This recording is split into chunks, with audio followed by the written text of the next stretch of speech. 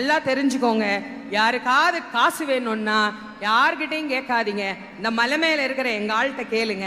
அவர் தான் எல்லா காசையும் வச்சிருக்கிறார். அவர்கிட்ட போனா லோனே இருக்காது. நமக்கு லோனே இருக்கக்கூடாது அப்படின்னா ஒன்றும் மா லோன் இல்லைன்னா மை லோன், 2 லோன் அவங்களே வச்சிருக்கிறாங்க. அதனால அங்கே போயிட்டீங்கன்னா வாழ்க்கையில், ஏன்னா இப்போ எல்லாருக்குமே லோனில் தானே வண்டி ஓடிக்கிட்டு இருக்கு. அதனால அதெல்லாம் இல்லாமல் இருக்கணும்னா இவர் காலை போய் பிடிங்க. என்ன கேட்டாலும் எங்கள் அப்பன் முருகன் கொடுப்பார். நீங்கள் என்ன வேணாலும் கேட்டு பாருங்க.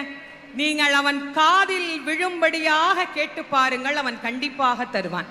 நிறைய பேர் சொல்றாங்க, நாங்களும் கேட்டுக்கிட்டு தாங்க இருக்கிறோம், எங்களுக்கு அவன் கொடுக்க மாட்டேங்கிறான் அப்படின்னா, இறைவன் வெளியிலிருந்து நாம் கொடுக்கின்ற எந்த பொருளையும் தனக்கென ஏற்றுக்கொள்வதில்லை. நானே தயாரித்து ஒன்று கொடுத்தால் இறைவன் அதை ஏற்றுக்கொள்வான். நிறைய பேர் நான் கூடையா பூ வாங்கிட்டு போறேன், நான் அப்படி அபிஷேகம் பண்றேன், இப்படி அபிஷேகம் பண்றேன், எல்லாம் வெளியிலிருந்து வந்தது தானே, நீங்களே